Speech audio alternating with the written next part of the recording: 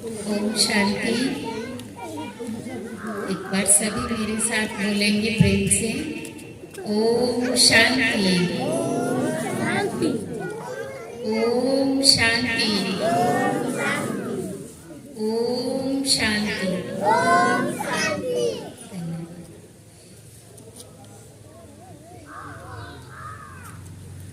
तो कल प्रथम शिविर में हम सभी ने आत्मा और परमात्मा के विषय में समझा कि वास्तव में हम सभी कौन हैं।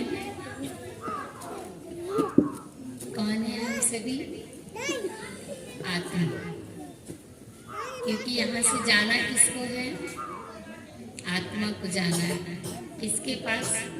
अपने पिता परमात्मा के पास। तो परमात्मा भी निराकार ज्योति बिंदु स्वरूप और आत्मा भी निराकार ज्योति बिंदु स्वरूप।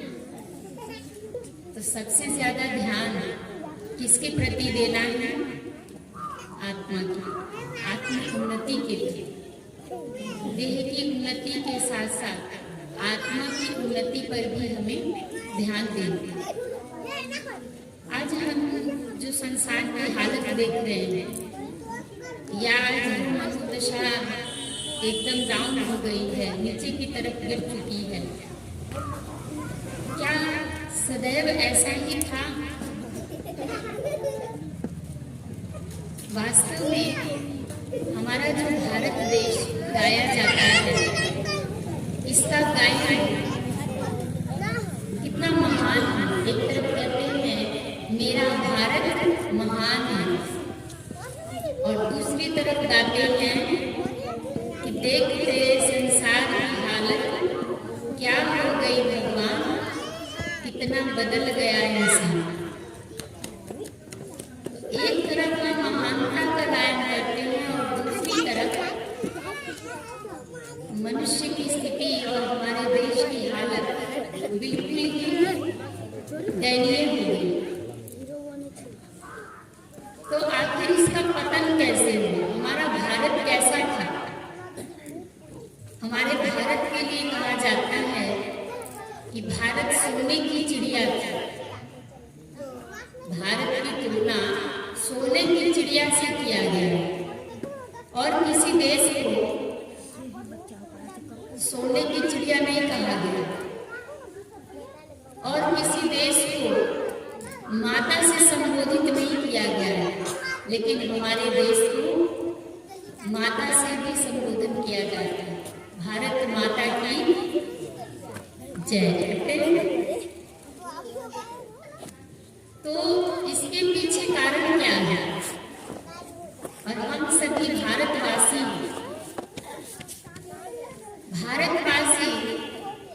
कैसे उदय हुए और कैसे उनका अस्त हुआ, फिर से उदय होंगे और फिर अस्त हो जाएगा। तो भारत शब्द का क्या अर्थ है?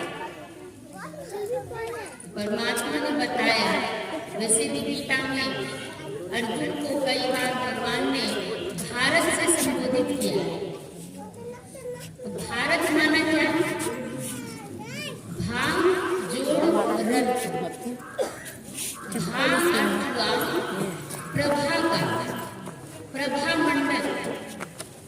जो प्रकाश आप देख रहे हैं यहाँ, श्री लक्ष्मी और श्री नारायण का चित्र आपके सामने लगा हुआ है, श्री कृष्ण का चित्र हमारे पीछे लगा हुआ है। उस चित्र में आप देख रहे हैं श्री कृष्ण जी के शीश के पीछे, लक्ष्मी नारायण के शीश के पीछे क्या है? प्रकाश। उसे कहा गया है भाव, मन प्रभाव, प्रभा मंडल। तो प्रकाश का मंडल। तो भा माना प्रभा, प्रकाश का मंडल, और रक्त माना भगवान ने ज्ञान दिया उस समय अर्जुन को क्या कहा? भारत। भारत माना हुआ जो उस प्रकाश को पाने में जो निरंतर रत है, मतलब लगा हुआ है, निरंतर उसके पीछे लगा हुआ उस प्रकाश को पाने में। इसीलिए भगवान ने वहां भारत शब्द का उच्चारण किया, भारत। तो क्या केवल एक वही भारत है? ये समझने की आवश्यकता है हमें कि आखिर भारत केवल वही था, केवल उसे ही मोह ने ग्रसित किया था? क्या केवल वही विकार से ग्रसित था? या आज जगह जगह हम जहाँ भी देख रहे हैं, हर मनुष्य आत्मा आज उस विकार की चपेट में आ चुकी है। आज कोई भी इस दुनिया में, इस धरती पर पावन नहीं है, कोई भी नहीं है। हर आत्मा पतित है। अंतर केवल इतना ही है कि मैल में सब पर लगा है, लेकिन कोई उसे प्रभु नाम से धोने में लगा है और कोई और लगे हुए पे लगाने में लगा है। बस अंतर इतना ही है कि कोई धो रहा है और कोई लगा रहा है। तो ये हमें समझने की आवश्यकता है कि आखिर उसकी धुलाई कैसे होगी। उसे धोने के लिए ही तो परमात्मा को आना पड़ा, ज्ञान देना पड़ा, जिसमें परमात्मा ने हमारी 84 जन्मों के उत्थान और पतन की कहानी सुनाई कि तुम किस अवस्था में थे, अब किस अवस्था में पहुंच गए हो। आज कोई भी कन्या जन्म लेती है या जब विवाह करके आती है तो कहते हैं लक्ष्मी आई है, उसकी तुलना लक्ष्मी से की जाती है।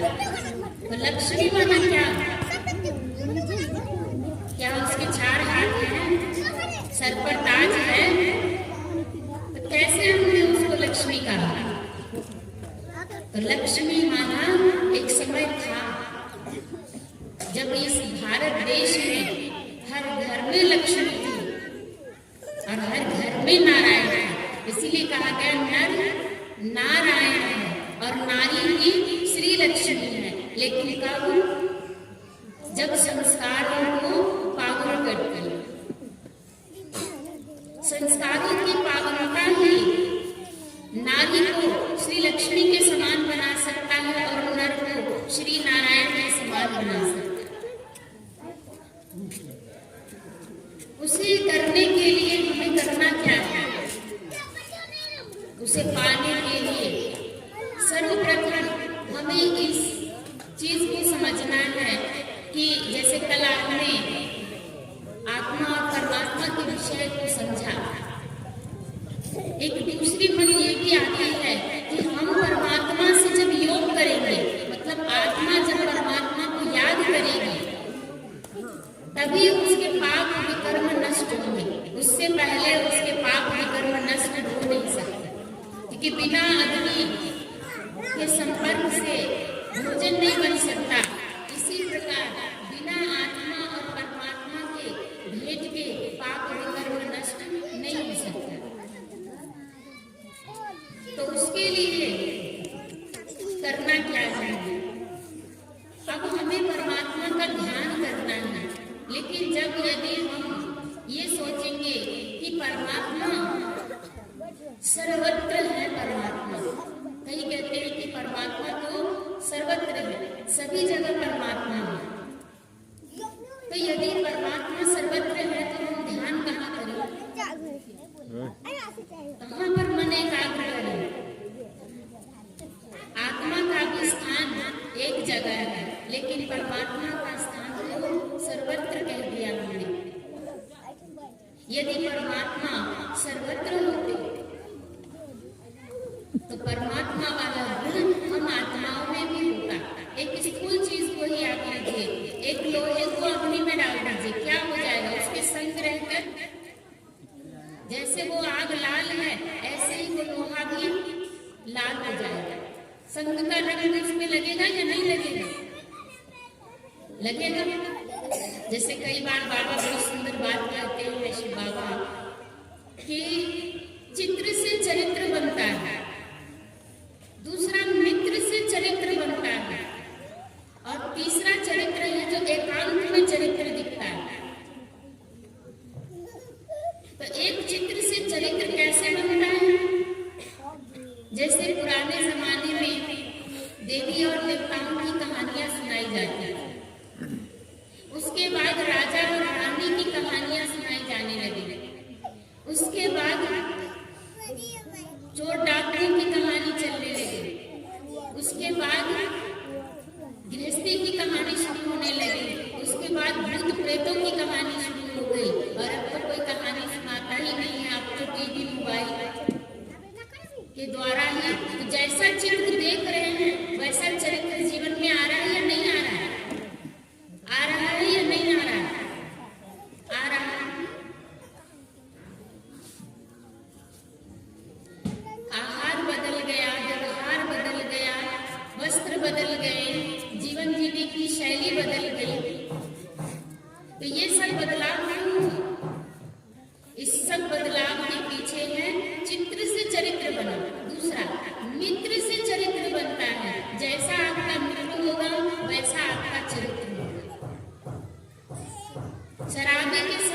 बैठ रहे हैं तो क्या बन जाएंगे?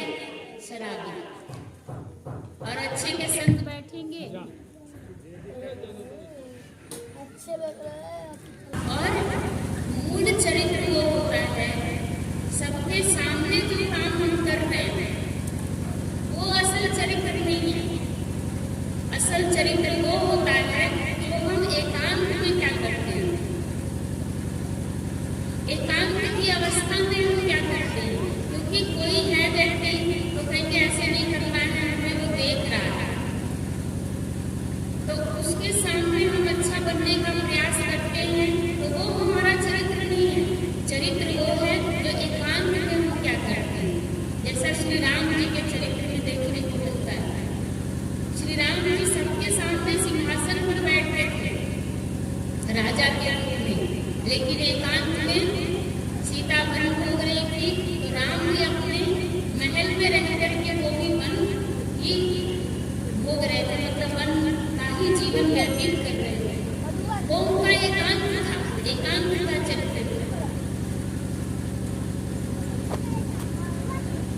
तो एकांत में हम क्या करते हैं, एकांत में हम क्या देखते हैं, क्या पढ़ते हैं, हमारी सोच कैसी चलती है। माता पिता है परिवार में, उस समय हम क्या कर रहे हैं, जब कोई नहीं है उस समय हम क्या कर रहे हैं, वो हमारा असल चरित्र है। तो आत्मा के पतन होने का सबसे बड़ा कारण कि हमारा जो चित्र है उस चित्र से हमारा कनेक्शन ही नहीं हो पा रहा, क्योंकि हमने केवल क्या किया, केवल हमने अगरबत्ती जलाया, दीप जलाया, हमने कथा सुना, लेकिन कथा सुनने के बाद भी क्या हो जाता है, सीता वाला चरित्र नहीं आ पाता, लक्ष्मी वाला चरित्र नहीं आ पाता। क्यों? क्योंकि हमारे मन में ये बात है ही नहीं कि मुझे लक्ष्मी बनना है या मुझे सीता बनना है, नहीं आता है। जल्दी धारणा में क्या आता है, तो आज हर घर में देखने को मिलता है, तो हर घर में मंत्रा मिल जाएगी, हर घर में कैकई मिल जाएगी, हर घर में वेदना मिलेगी, हर घर में श्रीनखा मिल जाएगी, आकाशुर बकासुर रावण कंस सब मिल जाएंगे। लेकिन सीता, कौशल्या, सावित्री, लक्ष्मी, राधा कहाँ चले गए? ये सभी कहीं चले नहीं गए हैं, लेकिन क्या हो गया है, विकारों की मैल से वो सारे पवित्र संस्कार दब गए हैं।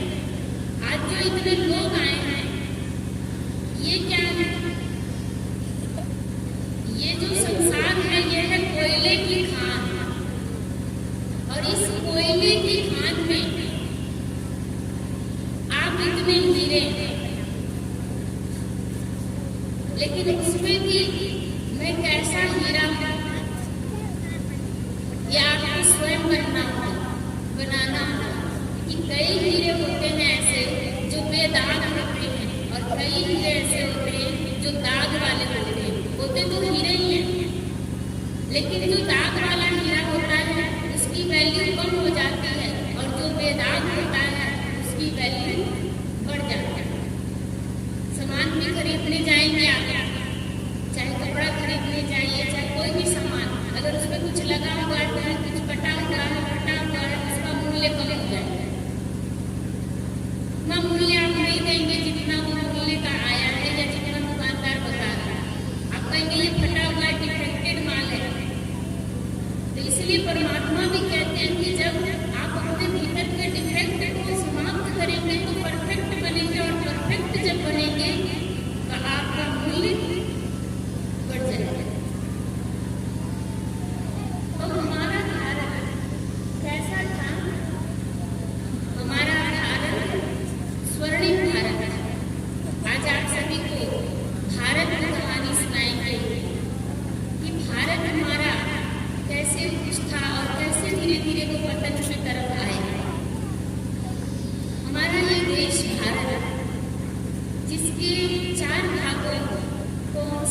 जानते हैं, जिसे 4 युग के माध्यम से जानते हैं, सतयुग, त्रेता युग, द्वापर युग, कलियुग। सतयुग में श्री लक्ष्मी और श्री नारायण का राज्य है। वहाँ सोने के महल और माड़ियाँ थी। वहाँ गाय और शेर एक घाट पर पानी पीते थे। वहाँ हर आत्मा सतो प्रधान था। वहाँ कहीं दुख अशांति का नाम निशान नहीं था। वहाँ किसी की अकाले मृत्यु नहीं होती, इसलिए उस समय को कहा गया अमरलोक। श्री लक्ष्मी और श्री नारायण के राज्य में 8 बार उनका सतयुग में जन्म हुआ और वही जन्म लेते लेते फिर जब त्रेता युग में प्रवेश करते हैं तो श्री सीता और राम जी का राज्य आता है। वह राज्य भी सुखदायी होता है, लेकिन सतयुग की अपेक्षा वहाँ थोड़ा सा कम हो जाता है। मतलब सतयुग 16 कला संपूर्ण है और त्रेता 14 कला, 2 कला कम हो जाता है। 2 कला कम होने के कारण उसे सेमी स्वर्ग कहा गया, संपूर्ण स्वर्ग नहीं कहा गया। त्रेता युग में सतो गुण आ गया, प्रधानता खत्म हो जाती है और चंद्रवंश हो जाता है। सतयुग सूर्यवंश और त्रेता चंद्रवंश। वहां से आत्माएं की कलाएं घटनी शुरू हो जाती है और कलाएं घटते घटते जन्म भी बढ़ते जाते हैं। कलाएं घट रही हैं, मतलब गुण घट रहे हैं और जन्म बढ़ रहे हैं। सतयुग में 8 जन्म और त्रेता युग में आने के बाद 12 जन्म हो जाता है। और जब 12 जन्म हो जाता है तो आयु कमने लग जाती है और वहां से जो हमारा भारत है वही सतयुग और त्रेता युग हमारा सोने की चिड़िया कहलाने वाला भारत है। वही भारत जहाँ अकाले मृत्यु कभी नहीं हुई थी, जहाँ किसी तरह का रोग शोक नहीं था। इसके लिए गायन भी है कि राम राजा राम प्रजा राम साक्षात्कार। उस राज्य में धर्म का उपकार था। तो राम जी का जो राज्य था उस समय को ही राम राज्य कहा गया। राम राज्य माना पावन राज्य, सुखदायी राज्य। वहाँ जैसे जैसे जन्म लेते लेते आत्मा धीरे धीरे डाउन पोजीशन में आई। वो भारत हमारा जब द्वापर युग में प्रवेश हुआ, समय चक्र धीरे धीरे नीचे की तरफ आया। तो नीचे की तरफ आया तो हम द्वापर में प्रवेश करते हैं। द्वापर में आते ही सारा सुख संपत्ति, जो भी सुख था, संपदा थी हमारे पास, धन वैभव थे हमारे पास, सोने के महल थे हमारे पास। इस भारत में ये बांस, टीन और मिट्टी का मकान नहीं था। इस भारत में सोने का महल, सोने का बर्तन हुआ करता था, स्वर्ण जड़ित कपड़े पहनते थे, पलंग भी सोने का हुआ करता था। तो हर चीज सोने का था। इसलिए हमारे भारत में अभी भी आप देखेंगे कि लोग शुद्ध सोना लेना ज्यादा पसंद करते हैं। मिलावटी सोने को अशुद्ध मानते हैं और शुद्ध सोने को शुभ मानते हैं। हर कार्य में कहते हैं सोना क्या होता है, शुभ है। तो स्वर्णिम भारत जो हमारा था, वो स्वर्णिम भारत धीरे धीरे जैसे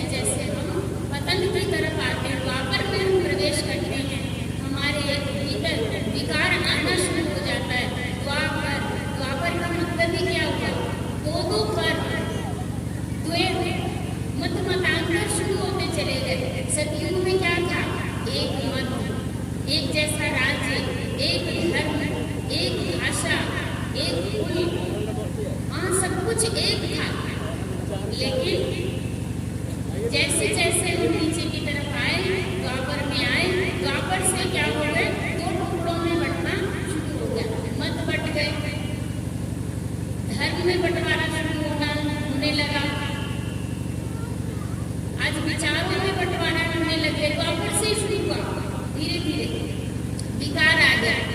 विकार कौन?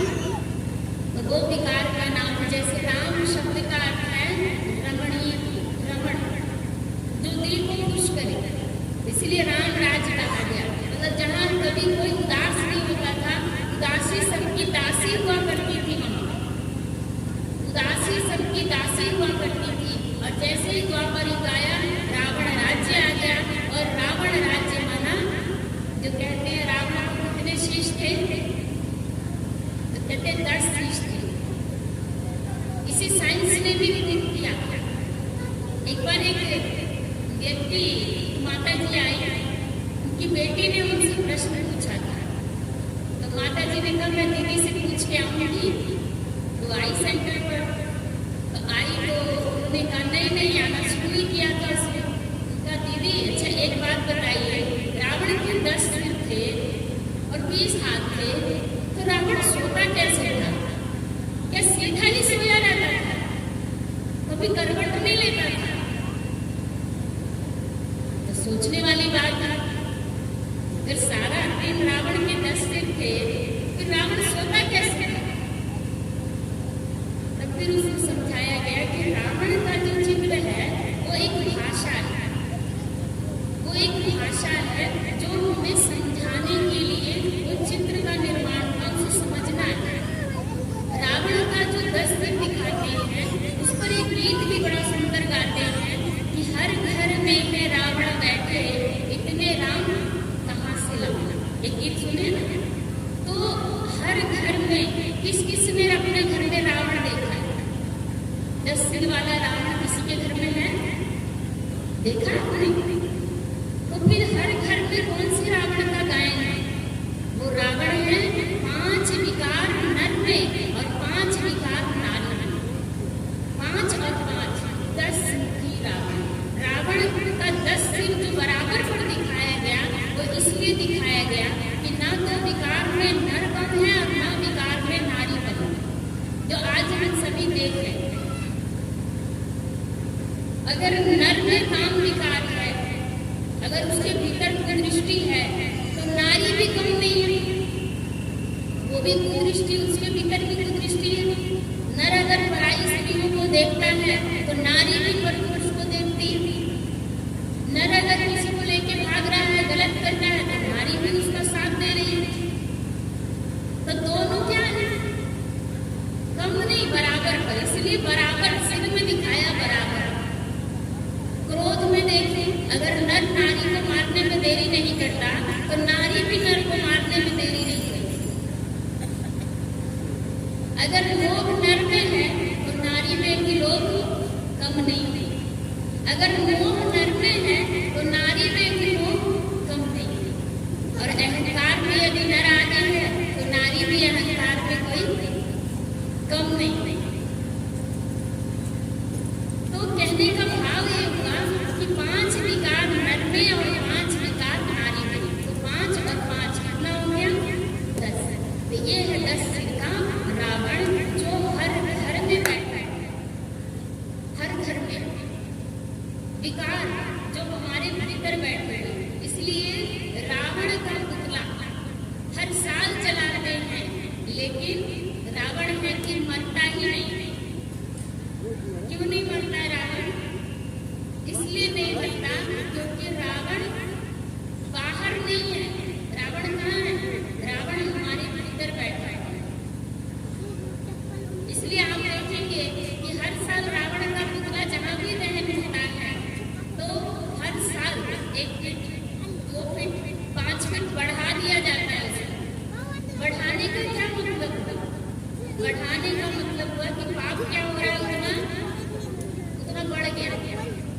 अगर इस साल 35 फीट का बना है तो अगले वर्ष 40 फीट का हो जाएगा। 100 फीट का है तो अगले साल 101, 102, 105 फीट का हो जाएगा। बढ़ता ही जाता है। मतलब कि रावण बड़ा हो रहा है, मतलब रावण का पुतला नहीं बड़ा हो रहा है, पाप बड़ा हो रहा है। और हम उसे देख देख कर प्रसन्न हो रहे हैं, खुश हो रहे हैं। तो वास्तव में जलाना किसको है?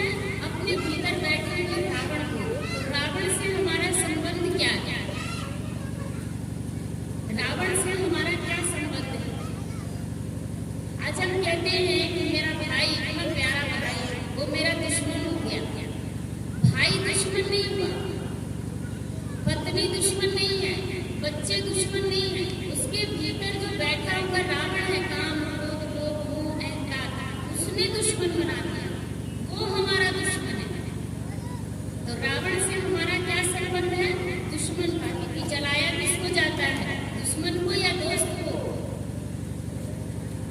दुश्मन को ही तो जलाते हैं। तो रावण से हमारा संबंध क्या है? दुश्मन का।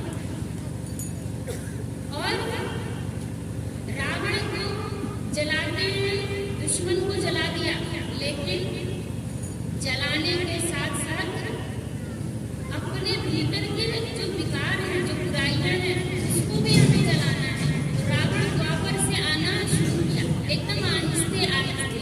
जैसे आप देखते हैं ग्रहण लगता है, चंद्र ग्रहण है या सूर्य ग्रहण है, एकदम से ग्रहण नहीं लग जाता है। कैसे लगता है?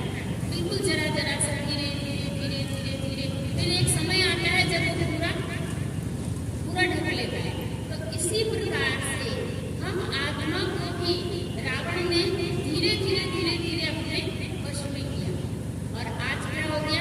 पूरा का पूरा वश में कर लिया। तो द्वापर से फिर वही देवी देवताओं वाली आत्माएं जन्म लेते लेते जब नीचे द्वापर युग में आती हैं, तो द्वापर में आने के बाद हर आत्मा अशांत और दुखी होने लगती है। और जब दुख आता है तो सतयुग त्रेता युग में तो भगवान को याद नहीं किया, लेकिन द्वापर से जैसे ही दुख आया बस उसकी याद आ जाती है।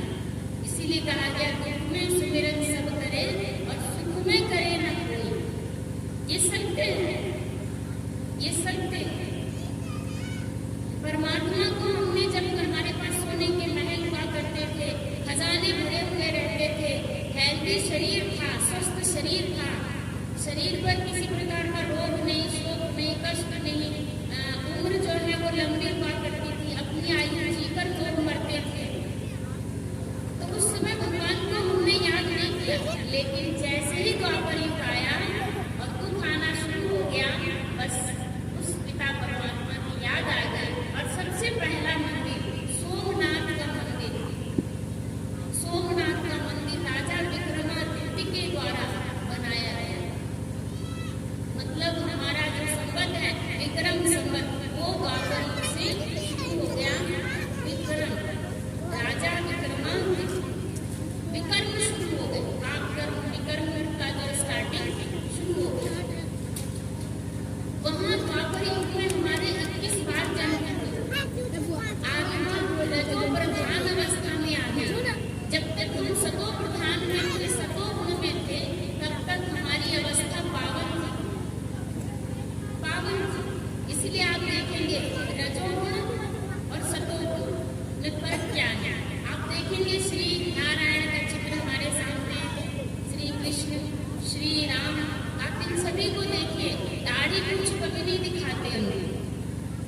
मतलब सतो प्रधान अवस्था में ग्रस्त जीवन है, लेकिन विकार नहीं, सतो प्रधान अवस्था है। लेकिन जैसे ही रजोगुण आना शुरू हो जाता है, तो अभी भी आप देख रहे हैं क्या, ये समय अभी जो तमो प्रधान अवस्था में रजोगुण की बात कर रहे हैं, आत्मा रजो प्रधान अवस्था में आ जाती है। जो जैसे ही कन्या हो या बालक, दोनों में क्या होता है, 10 से 12 वर्ष की आयु के बाद परिवर्तन आना शुरू हो जाता है, परिवर्तन आना शुरू हो जाता है। तो परिवर्तन आना शुरू होने का मतलब क्या हुआ कि रजोगुण आ जाता है। और जब रजोगुण आता है तो आज एक भी कोई भी ऐसा नर नहीं मिलेगा जो बिना दाढ़ी मूंछ का हो, क्योंकि उसके अंदर रजो प्रधान अवस्था है। लेकिन श्री राम और श्री कृष्ण अपनी तमाम आयु को पावन, रजोगुण नहीं था, सतोगुण था। इसलिए आप देखेंगे कि पुरुषों में दाढ़ी मूंछ आ जाता है और स्त्रियों में रजोगुण का धर्म आ जाता है, क्योंकि ये विकार आना द्वापर युग से शुरू हो गया, द्वापर युग से शुरू हो गया, पतितपना शुरू हो गया। लेकिन सतयुग त्रेता में लक्ष्मी और सीता क्या थी? पावन थी, उस समय में पावन थी, सतोगुण से परिपूर्ण थी। ग्रस्त धर्म था, ग्रस्त जीवन था, लेकिन ग्रस्त जीवन होते हुए भी उनके संतान बिना भोग से होते थे। मतलब योग बल से उनकी संतान होती थी, योग शक्ति से। विकार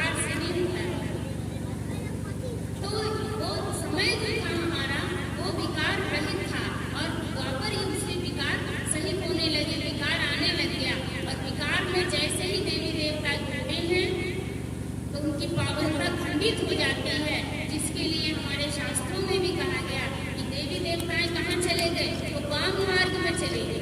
वाम मार्ग माना विकारी मार्ग में चले गए। इसलिए आप देखेंगे अगर कोई जगन्नाथपुरी गया हो तो जगन्नाथपुरी में आप देखेंगे कि मंदिर के बाहर देवताओं के अश्लील चित्र बने हुए। उस अश्लील चित्र का मतलब क्या हुआ कि जब सतयुग त्रेता युग था तो उस समय आत्माएं पावन थी, उनकी दिनचर्या पावन थी, योग बल परिपूर्ण था। लेकिन जैसे द्वापर युग शुरू हुआ, विकार आना शुरू हो गया और देव आत्माएं विकार में जैसे ही गए तो देवी देवता कहलाने योग्य नहीं रह गए। और हमारा धर्म भी जो आदि सनातन देवी देवता धर्म था, वो धर्म भी हमारा भ्रमित हो गया। और किस धर्म में आ गए हैं? केवल सनातन धर्म। इसलिए आप देखेंगे अभी भी महिलाएं देवी शब्द का प्रयोग करती हैं अपने नाम के पीछे, लेकिन देवता नहीं लगा लेती। देवी लगा लेती है, अभी भी चला आ रहा है ये सिस्टम, लेकिन देवता नहीं। क्योंकि हमारा जो धर्म है, हमारे जो पूर्वज हैं वो देवी और देवता है। हमारे पूर्वज देवी देवता, हम सभी देवी देवता कुल से। तो देव कुल से हम धीरे धीरे आए हैं और धीरे धीरे आगे आगे हमारे दैवी चरित्र, दैवी संस्कार, दैवी कर्म आसुरी बन गए।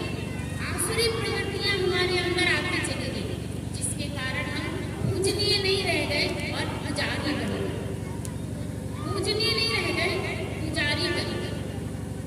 हमारा मन मंदिर नहीं रह पाया तो कोने में मंदिर बनाया, घर में मंदिर बनाया, मोहल्ले में मंदिर बनाया, शहर में मंदिर बनाया, मंदिर बनाया। जबकि होना क्या चाहिए था? मंदिर, मन को मंदिर के समान बनाने की आवश्यकता थी। लेकिन मन में कौन बैठ गया आकर? रावण बैठ गए। तो अभी जैसे यहाँ के जो मुख्यमंत्री हैं बिहार में, यदि कुछ भी होगा तो उसका पुतला जलेगा। जो हेड है उसी का पुतला जलाएंगे ना, चौक पे कहीं भी हाय हाय करना शुरू कर देंगे। तो इसी प्रकार से अभी किसका राज्य है? रावण राज्य। इसलिए पुतला भी किसका जलता है? रावण का। तो अभी रावण का राज्य है। तो ये रावण राज्य धीरे धीरे आना द्वापर से शुरू हुआ और हमने 21 बार जन्म लिया।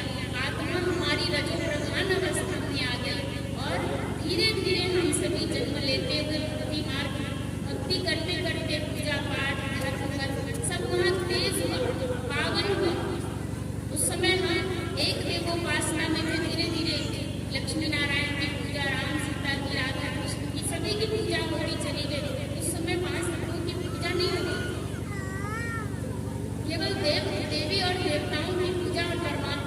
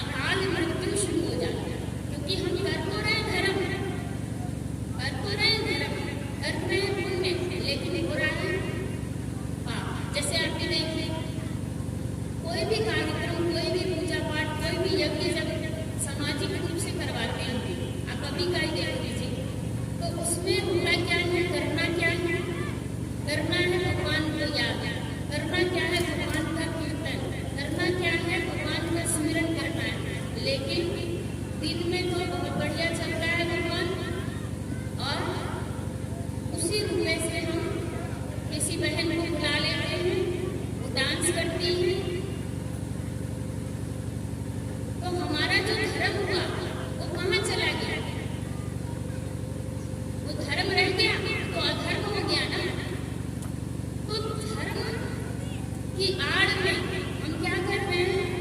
अधर्म को प्रदर्शित कर रहे हैं। अगर कहीं प्रवचन हो रहा है और केवल प्रवचन ही सुन रहे हैं तो कहेंगे नहीं, हमारे पास टाइम नहीं है, बुलाने से भी नहीं आएंगे। लेकिन अगर कहीं को हो रहा हो, अश्लील कार्यक्रम हो रहा हो, तो आपको बुलाने की जरूरत नहीं है, उसका प्रचार बहुत तेजी से हो जाता है और बोरी बिस्तर लेकर आ जाते हैं। तो समझ में आ रहा है कि अभी क्या धर्म की आड़ में क्या हो रहा है? अधर्म। तो हम कर क्या रहे हैं? बनाना क्या है हमें? तो समय इतनी तेजी से नीचे की तरफ आ रहा है जिसके कारण मनुष्य आत्माओं का संस्कार, विचार, व्यवहार, आहार सब कुछ अशुद्ध हो चुका है, सब अशुद्ध हो चुका है। एक भाई मेरे पास आया, ज्ञान सुनता था, ज्ञान सुन रहा था। तो उसने कहा दीदी मैं कहता तो चलने के लिए एक भाई को, लेकिन वो कहता है नहीं नहीं, वहाँ पर जो है बहनी ज्ञान सुनाती है, मैं कैसे जा सकता हूँ उसमें ज्ञान सुनने के लिए? कोई भाई होता तो जाता भी सुनने के लिए कि भाई से भाई ज्ञान देगा तो अच्छा रहेगा। वहाँ पर बहनें सुनाती, मैं नहीं जाऊँगा। उस भाई ने कहा बहुत अच्छी बात है, उस भाई से आप पूछिएगा कि जब बहन ज्ञान सुनाती है तो आप नहीं सुन सकते हैं, लेकिन वही बहन जब स्टेज पर खड़ी होकर डांस करती है तो वो आपको नहीं देखना चाहिए। ज्ञान सुनना तो मर्यादा की बात है, लेकिन वहाँ आपने मर्यादा को तोड़ दिया, तो नहीं तोड़ना चाहिए था। तो जहाँ मर्यादा चाहिए वहाँ मर्यादा नहीं है, और जहाँ मर्यादा होनी चाहिए वहाँ मर्यादा वाले बन जाते हैं। क्या होना चाहिए? बहन है कैसे सुने? जिसने जन्म लिया वो भी तो कोई स्त्री ही है, जो राखी बांधती वो भी तो कोई स्त्री ही है, पत्नी बनकर घर आती है वो भी तो स्त्री ही है, बेटी बनकर घर में आती है वो भी स्त्री ही है। आप किसी स्कूल कॉलेज में पढ़ने जाते हैं, वहाँ भी मैडम या मिस बनकर कोई स्त्री ही पढ़ाती है। और आप जिस माता की पूजा करते हैं विद्या लेने के लिए, सरस्वती माता की, तो वो भी तो स्त्री ही है। जिसको ज्ञान लेना होता है, जिसे कुछ पाना होता है, वो स्त्री और पुरुष को नहीं देखता है। जहाँ हमें लाज आनी चाहिए वहाँ लाज नहीं आती है, वहाँ हम निर्लज की तरह खड़े होकर के देखते रहते हैं और पैसे लुटाते रहते हैं। और जहाँ लाज करना चाहिए वहाँ लाज नहीं, और जहाँ लाज नहीं होना चाहिए वहाँ लाज आती है। इतना अपोजिट है या नहीं है? तो वास्तविकता को समझना, वास्तविकता को समझना। लेकिन वही है कि कहीं कूड़े का ढेर होता है तो उस पर कुत्ता भी पहुंचता है, बिल्ली भी पहुंचती है, गिद्ध भी पहुंचता है, चूहा भी पहुंचता है, कौवा भी पहुंचता है, सारे पशु पक्षी कीट मकोड़े कीड़े सब पहुंच जाते हैं। लेकिन कहीं फूल खिलता है तो कौन पहुंचता है? मधुमक्खी और भंवरा और तितली। बस ये 3 जाति के ही लोग वहाँ पहुँचते हैं। तो यहाँ कौन बैठे हैं? यहाँ कोई बैठे हैं, कोई तितली है, कोई भंवरा है और कोई मधुमक्खी है। मक्खी भी 2 प्रकार की है, एक गंध फैलाने वाली और एक शहद मध तैयार करने वाली। तो गंदी मक्खी का काम क्या होता है? जख्म को बढ़ाना। लेकिन मधुमक्खी का काम क्या होता है? फूलों का रस निकाल करके मध तैयार करना। तो वास्तविकता जो है वो हमें समझना है कि हमें हमारा जो ध्यान है, हमारा जो नजर है, हमारी जो बुद्धि है वो कहाँ होनी चाहिए? फूल पर, फूल की तरफ होना चाहिए। मधुमक्खी या तितली या भंवरा कभी कूड़े पर नहीं जाकर बैठता है, वो रॉयल होता है, उसमें रॉयल्टी होती है। कभी नहीं आप देखेंगे अगर दूर से कोई तितली अगर किसी के देह पर बैठ जाती है तो सामने वाला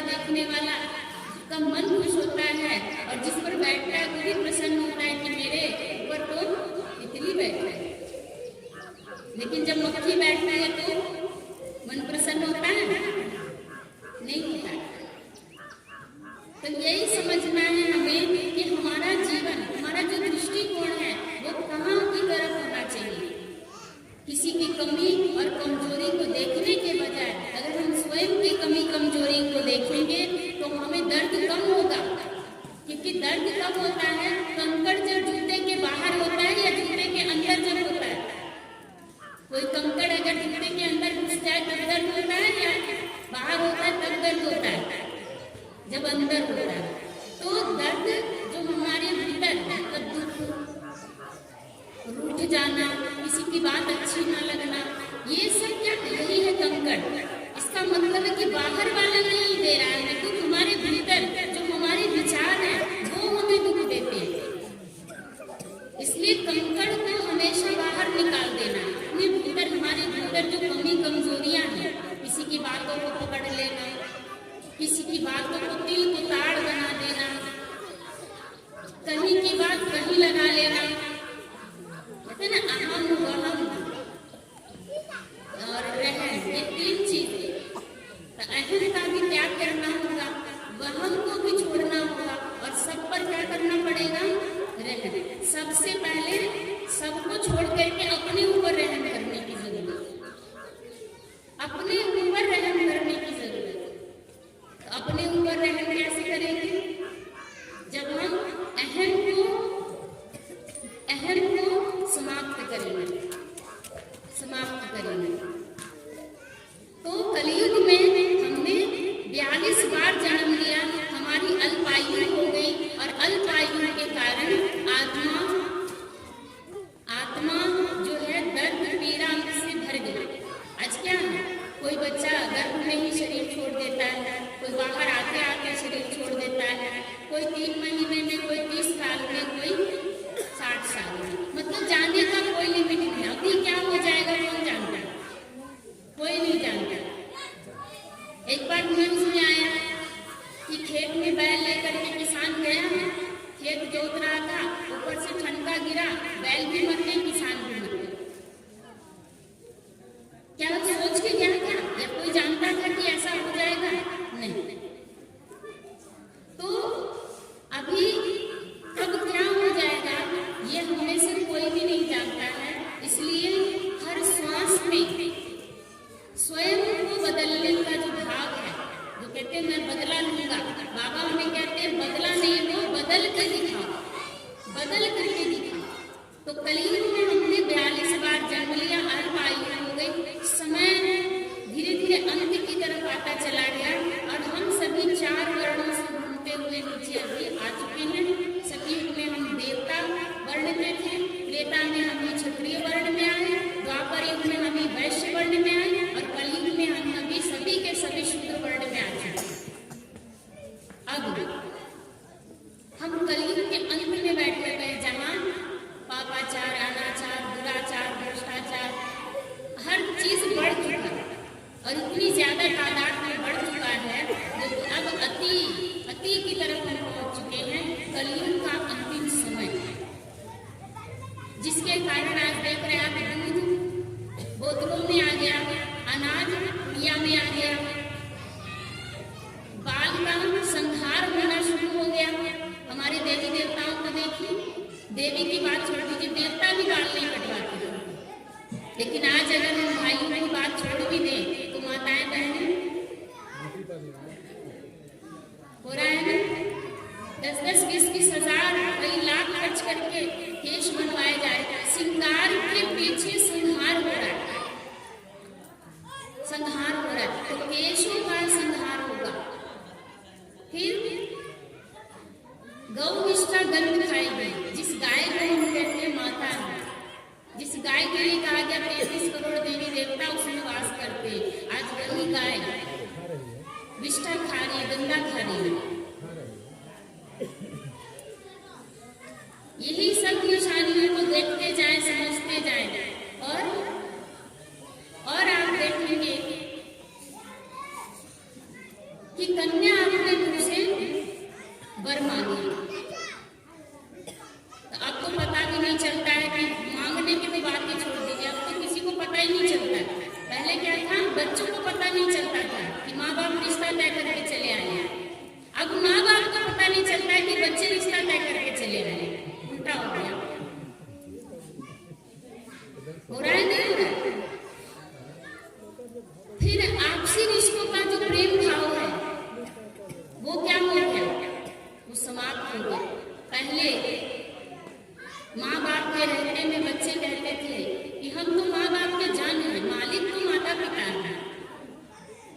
अब कहते हैं माँ बाप हमारे जन है, हम मालिक हैं। माँ बर्तन माजेगी, खाना बनाएगी और हम आराम से बैठेंगे। तो सब क्या होता चला गया, उल्टा सिस्टम। तो कलयुग का जो अंतिम समय जो है वो चक्र देखने को मिल रहा है। आप देखिए इतनी तादाद में जो विस्फोटक चीजें बनी हैं, ये जो बम बने हैं, जितना दूध का डिब्बा या दूध का बोतल या दूध का टैंकर देखने को नहीं मिलेगा, उतना बम के टैंकर, बम के जो मिसाइल्स के जो है बोतल जैसा ही मिसाइल होता है, वैसा बोतल इतना हो गया है जो शास्त्रों में गायन है कि आकाश से अग्नि की वर्षा होगी, वो सारा कुछ सेट हो चुका है।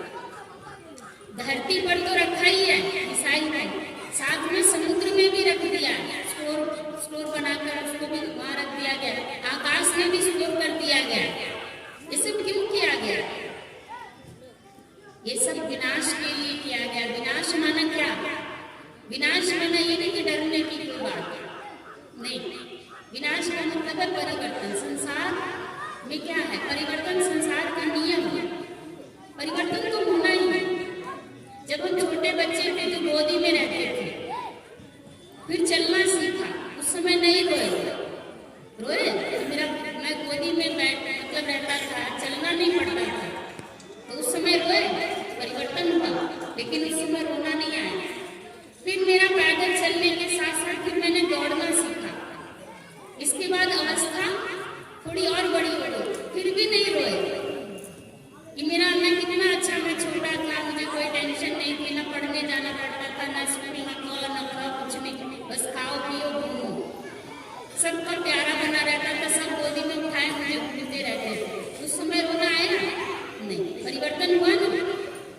फिर युवा हो गए, स्कूल कॉलेज पढ़े, ऊपर की तरफ गए, फिर शादी विवाह हो गए, बाल बच्चे हो गए, फिर भी रोना नहीं आया। फिर धीरे धीरे बुढ़ापे की तरफ, मतलब परिवर्तन होता चला जा रहा है, लेकिन उसके लिए हम नहीं रोए। लेकिन अब संसार के समय की परिवर्तन का जो है वेला चल रहा है, तो इसके लिए हमें रोने की आवश्यकता भी नहीं है। जैसे हमने अपने परिवर्तन के लिए अपने मन को मजबूत कर रखा था, इसी तरह संसार के परिवर्तन में भी हम सब आत्माओं को सहयोग देने की आवश्यकता है। सहयोग देना किस चीज से? तो मैल को साफ करने से। कहाँ के मैल को साफ करना? आज हम जो 5 तत्वों की पूजा करते हैं वो ऐसे ही नहीं करते हैं, वो 5 तत्व हमें सुख देते हैं। परमात्मा के समान जिस चीज ने भी हमें सुख दिया है, हम सभी उसकी पूजा करते हैं, उसे देवता मानकर पूजा करते हैं। देवता माना देने वाला और लेवता माना लेने वाला। तो हम सभी लेते ही जा रहे हैं, प्रकृति से लेते गए, भगवान से लेते गए, माता पिता से लेते गए। नहीं मिलता है तो उन्होंने भी दे देते, तूने मुझे दिया ही क्या है, तूने मेरे लिए किया ही क्या है। लेकिन क्षमता जो परमात्मा की देने की है, वो क्षमता किसी मनुष्य आत्मा में नहीं है, लेकिन हमने उससे कनेक्शन जोड़ा नहीं जो सागर है, जो रत्नागर है, जो सौदागर है। और जहाँ जो नदी पोखर तालाब है, उससे हम मांगते चले आ रहे हैं, कितना देंगे हमें, कितना देंगे, उसकी भी तो एक लिमिट है ना। तो जिस